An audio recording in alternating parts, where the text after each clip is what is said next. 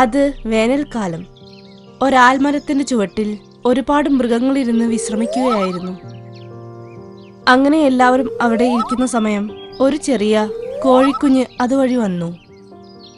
അല്ല, ഈ കാട്ടിൽ നീ എന്താ ചെയ്യുന്നേ? എന്റെ പേര് മുന്നു.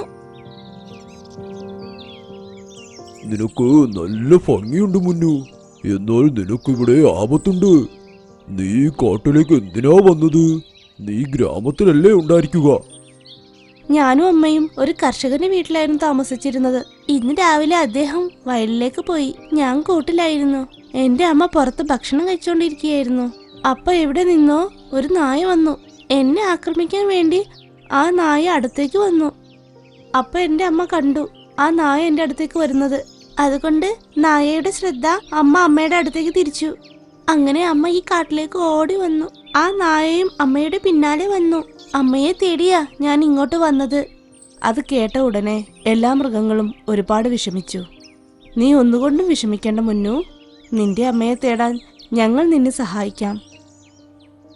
ഇങ്ങനെ പറഞ്ഞുകൊണ്ട് മാൻ മറ്റു മൃഗങ്ങളോടായി പറഞ്ഞു, നമ്മളെല്ലാവരും ഓരോ ദിശയിലേക്ക് പോയി മുന്നുവിന്റെ അമ്മയെ അന്വേഷിക്കണം. മോട്ടുകുരങ്ങ, നീ എപ്പോഴും മുന്നുവിന്റെ കൂടെ ഇരിക്കണം. അവരെ കണ്ടെത്തിയാലും ഇല്ലെങ്കിലും സന്ധ്യ ആവുമ്പോൾ എല്ലാവരും ആൽമരത്തിന്റെ ചുവട്ടിൽ വരണം. ഇങ്ങനെ പറഞ്ഞ എല്ലാവരും അമ്മക്കോഴിയെ അന്വേഷിക്കാൻ ആരംഭിച്ചു. ഒരു വശത്ത് സിംഹം കഴുതപ്പുലിയോട് ഇങ്ങനെ പറഞ്ഞു, കഴുതപ്പുലിയെ, ഇത് കേൾക്ക്. ഞാൻ എന്റെ സഹോദരനെ കാണാൻ അവന്റെ കാട്ടിലേക്ക് പോകുന്നു. എപ്പോൾ വരെ ഞാൻ തിരിച്ചു വരുന്നില്ലയോ അതുവരെ നീ ഈ കാട് നോക്കണം. എന്നാൽ ഓർമ്മയിരിക്കട്ടെ, ഞാൻ തിരിച്ചു വരുമ്പോൾ നിന്നെക്കുറിച്ച് ഇവിടെ ആരെങ്കിലും കുറ്റം പറഞ്ഞാൽ നിനക്കത് ആപത്തായി മാറും. അയ്യോ, താങ്കൾ വിഷമിക്കണ്ട. അങ്ങനെ ഒന്നും തന്നെ ഇവിടെ നടക്കുകയേയില്ല. അങ്ങനെ പറഞ്ഞതും സിംഹം അവിടെ നിന്ന് പോയി. ഇങ്ങേ വശത്ത് എല്ലാ മൃഗങ്ങളും അമ്മക്കോഴിയെ അന്വേഷിച്ചുകൊണ്ടിരിക്കുകയായിരുന്നു. മറുവശത്ത് കഴുതപ്പുലി രാജാവായതിനു ശേഷം അവിടെയുള്ള മൃഗങ്ങളെല്ലാം വേട്ടയാടി കൊന്നുകൊണ്ടിരുന്നു. എല്ലാ ദിവസവും ഇതുതന്നെ തുടർന്നു. മൃഗങ്ങളെല്ലാവരും കോഴിയെ അന്വേഷിച്ചുകൊണ്ടേയിരുന്നു. സന്ധ്യയായതിനു ശേഷമേ എല്ലാവരും ആൽമരത്തിന് ചുവട്ടിൽ വരികയുള്ളൂ. അങ്ങനെ 3 ദിവസം കഴിഞ്ഞുപോയി. ഇപ്പോൾ കഴുതപ്പുലി ചിന്തിക്കാൻ ആരംഭിച്ചു, സിംഹം തിരിച്ചു വരുമ്പോൾ എങ്ങനെ കാര്യങ്ങൾ കൈകാര്യം ചെയ്യുമെന്ന്. അയ്യോ, എനിക്ക് പണി കിട്ടി. സിംഹം തിരിച്ചു വരുമ്പോൾ എന്നെക്കുറിച്ച് മൃഗങ്ങളൊക്കെ നന്നായി പറഞ്ഞു കൊടുക്കും. ഞാനിപ്പോൾ എന്ത് ചെയ്യും? സിംഹം വന്ന് പ്രശ്നമുണ്ടാക്കുമല്ലോ. അദ്ദേഹം പറയുന്നത് വിശ്വസിക്കരുതല്ലോ. അങ്ങനെ കുറച്ചു നേരം കഴുതപ്പുലി ചിന്തിച്ചതിനു ശേഷം അവനൊരു ഐഡിയ തോന്നി.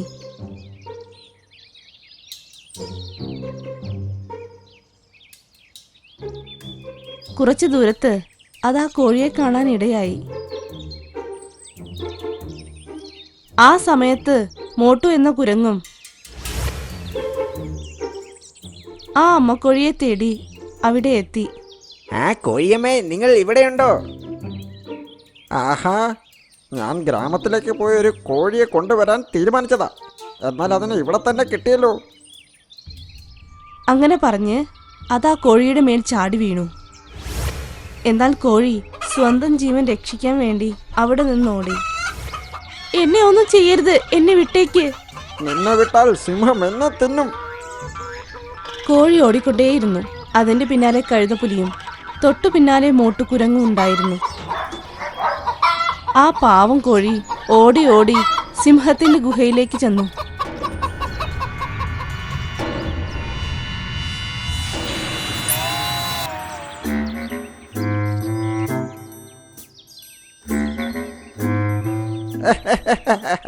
എന്തായാലും നന്നായി.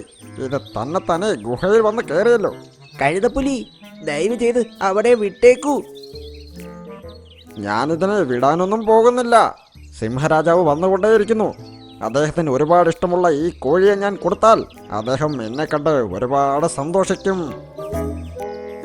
അങ്ങനെ പറഞ്ഞ് അത് അതിന്റെ കൂട്ടുകാരെ വിളിച്ചു വരുത്തി. അവർ രണ്ടുപേരും ഗുഹയ്ക്ക് പുറത്ത് കാവലിരുന്നു. അതിനുശേഷം കഴുതപ്പുലി ഗുഹയ്ക്കകത്തേക്ക് പോയി.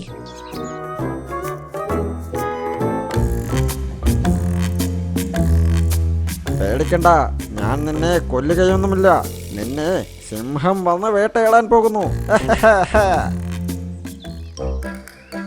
അത് കണ്ട് മോട്ടുകുരങ്ങ് വേഗം ആൽമരത്തിന്റെ അടുത്തേക്ക് പോയി. എല്ലാ മൃഗങ്ങളും മുന്നോന്റെ ഒപ്പം ആ ആൽമരത്തിന്റെ ചുവട്ടിൽ വന്നു നിന്നു.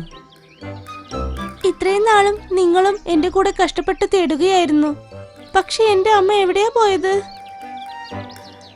പേടിക്കണ്ട മുന്നു, ഇത്രയും ദിവസമായിട്ടും മോട്ടുകുരങ്ങ് ഇതുവരെ വന്നില്ലല്ലോ. ചിലപ്പോ മോട്ടുവിന് നിന്റെ അമ്മയെ കിട്ടിയെങ്കിലോ? അല്പം കഴിഞ്ഞ് മോട്ടുകുരങ്ങ് അവിടെ എത്തി.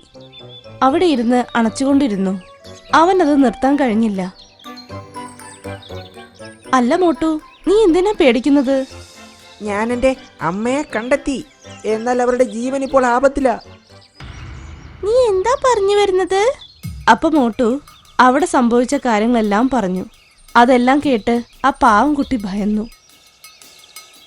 ദൈവമേ, ഇനി അമ്മയെ എങ്ങനെ നമ്മൾ രക്ഷിക്കുക? നീ ഒന്നുകൊണ്ടും വിഷമിക്കേണ്ട. എന്റെ കയ്യിലൊരു ഉപായമുണ്ട്. അത് വെച്ച് നമുക്ക് നിന്റെ അമ്മയെ രക്ഷിക്കാം. അങ്ങനെ പറഞ്ഞ് മാൻ തന്റെ പദ്ധതി പറഞ്ഞു. അടുത്ത ദിവസം സിംഹം കാട്ടിലേക്ക് തിരിച്ചു വന്നു.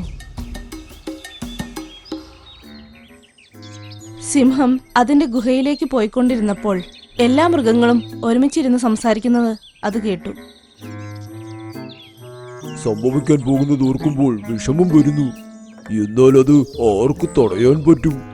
സിംഹരാജാവ് മരിക്കാൻ പോകുന്നു. അത് കേട്ട സിംഹത്തിന് ദേഷ്യം വന്നു. സിംഹം ഉടനെ അവരുടെ അടുത്തേക്ക് പോയി. നീ എന്താ പറഞ്ഞത്? ഞാൻ ചത്തുപോകുമെന്നോ? സിംഹരാജ, ഞങ്ങൾ ഒന്നും പറഞ്ഞില്ല. വലിയ ബുദ്ധിശാലിയാണെന്നാണോ കരുതുന്നത്? പറയൂ, ഞാൻ മരിച്ചു പോകുമെന്ന് ആരാണ് പറഞ്ഞത്? ഞങ്ങൾക്ക് നിങ്ങളോട് ഒന്നും പറയാൻ പറ്റില്ല രാജ. കാരണം ഞങ്ങളുടെ ജീവൻ ആപത്താണ്. നിങ്ങൾ എന്നോട് പറയുന്നോ, അല്ലെങ്കിൽ ഞാൻ തന്നെ നിങ്ങളെ കൊല്ലണോ? ഇല്ല, പറയാം സിംഹരാജ. നിങ്ങൾ കഴുതപ്പുലിക്ക് അധികാരം കൊടുത്ത് കാട്ടിൽ നിന്ന് പോയതിനു ശേഷം എല്ലാവരും ആ കഴുതപ്പുലിയെ ഒരുപാട് ബഹുമാനിച്ചിട്ടുണ്ട്. അതുകൊണ്ട് കഴുതപ്പുലി നിങ്ങളെ കൊന്ന് രാജാവാകാനുള്ള മോഹത്തിലാ. എന്നെ കൊല്ലുന്നത് അത്ര എളുപ്പമാണെന്ന് കരുതിയോ? അതിനറിയാം നിങ്ങളെ കൊല്ലാൻ പറ്റില്ലെന്ന്. അതുകൊണ്ട് അതൊരു പദ്ധതി ഇട്ടിട്ടുണ്ട്. എന്ത് പ്ലാൻ? തൊട്ടടുത്ത ഗ്രാമത്തിൽ ബ്ലഡ് ഫ്ലൂ വന്നിട്ടുണ്ട്. അതുകൊണ്ട് അവിടെയുള്ള കോഴിയും കോഴിക്കുഞ്ഞും ഒക്കെ നമ്മുടെ കാട്ടിലേക്ക് വന്നിരിക്കുക. അവറ്റകളെ കഴിക്കുന്നവരൊക്കെ ചത്തുപോകും. അതുകൊണ്ടാണ് ഗ്രാമത്തിലുള്ളവർ അവരുടെ കയ്യിലുണ്ടായിരുന്ന കോഴിയും കോഴിക്കുഞ്ഞിനെ എല്ലാം ആട്ടി ഓടിച്ചത്. ആ കഴുതപ്പുലി അതുപോലൊരു കോഴിയാണ് ഗുഹയിൽ വെച്ചിരിക്കുന്നത്. ആ കോഴിയാണ് അങ്ങക്ക് ഭക്ഷണത്തിനായി കരുതി വെച്ചിരിക്കുന്നത്. അങ്ങത് ഭക്ഷിച്ചാൽ 2-3 ദിവസം കൊണ്ട് അങ്ങക്ക് വയ്യാതെ ആവും. അതിനുശേഷം മറ്റു കഴുതപ്പുലികളെയും ചേർത്ത് അങ്ങയെ ആക്രമിക്കാനാണ് പദ്ധതി. എന്താണെന്ന് ഞാൻ പോയി നോക്കാം. കുറച്ചു കഴിഞ്ഞ് സിംഹരാജൻ ഗുഹയിലേക്ക് വന്നപ്പോൾ ഗുഹയ്ക്ക് പുറത്ത് 2 കഴുതപ്പുലികൾ കാവൽ നിൽക്കുന്നത് സിംഹരാജൻ കണ്ടു. ഇവിടെ യഥാർത്ഥത്തിൽ 2 കഴുതപ്പുലിയുണ്ട്. അങ്ങനെയെങ്കിൽ ചോട്ടു പറഞ്ഞത് സത്യം തന്നെയാണ്. സിംഹരാജൻ ഗുഹയിലേക്ക് പോയി. കഴുതപ്പുലി സിംഹരാജനെ കണ്ട് സന്തോഷിച്ചു. സിംഹരാജാവേ വന്നോ, ഇവിടെ നോക്കൂ. ഞാൻ നിങ്ങൾക്കായി ഒരുപാട് ഇഷ്ടമുള്ള ഒരു കോഴിയെ കൊണ്ടുവന്നിരിക്കുന്നു. നിന്റെ പദ്ധതി ഇതായിരുന്നല്ലേ? ഈ കോഴിയെ തിന്ന് എനിക്ക് അസുഖം വരണം. അയ്യോ, താങ്കൾ എന്തൊക്കെയാണ് ഈ പറയുന്നത്? എന്നെ ഒരു രോഗിയാക്കി മാറ്റി നിന്റെ സുഹൃത്തുക്കളോടൊപ്പം ചേർന്ന് എന്നെ തീർത്തു കെട്ടാനല്ലേ നോക്കുന്നത്? അത് തന്നെയല്ലേ? എന്നാൽ അങ്ങനെ ഒന്നും സംഭവിക്കില്ല. അങ്ങനെ പറഞ്ഞ് സിംഹരാജൻ കഴുതപ്പുലിയെ ആക്രമിച്ചു. കഴുതപ്പുലി അവിടെ തന്നെ ചത്തുവീണു. അത് കണ്ട 2 കഴുതപ്പുലികളും അവിടെ നിന്ന് ഓടിപ്പോയി. നീ എന്തിനാ ഇവിടെ നിൽക്കുന്നത്? ഇവിടെ നിന്നും വേഗം പോയിക്കോ, ഇല്ലെങ്കിൽ എനിക്ക് അസുഖം വരും. അത് കേട്ട് കോഴിയും സന്തോഷിച്ച് പുറത്തേക്ക് വന്നു. ആ കോഴി കുറച്ചു ദൂരം പോയപ്പോൾ അതിന്റെ കുട്ടി മുന്നു അതിന്റെ മുന്നിൽ വന്നു നിന്നു. അതിന്റെ കൂടെ മോട്ടു എന്ന കുരങ്ങനും മാനും കരടിയും ആനയും എല്ലാ മൃഗങ്ങളും ഉണ്ടായിരുന്നു. മുന്നു, അമ്മേ, അങ്ങനെ പറഞ്ഞ് രണ്ടുപേരും പരസ്പരം കെട്ടിപ്പിടിച്ചു. നിങ്ങൾക്ക് എല്ലാവർക്കും ഒരുപാട് നന്ദി. നിങ്ങൾ കാരണാ എനിക്ക് എന്റെ അമ്മയെ തിരിച്ചു കിട്ടിയത്. സാരമില്ല മുന്നു, ദിവസവും ഞങ്ങളോട് സംസാരിക്കാൻ വരുമോ? അതിനുശേഷം എല്ലാ മൃഗങ്ങളും വളരെ സന്തോഷത്തോടെ മുന്നുവിനെയും അമ്മയെയും ഗ്രാമത്തിലേക്ക് അയച്ചു.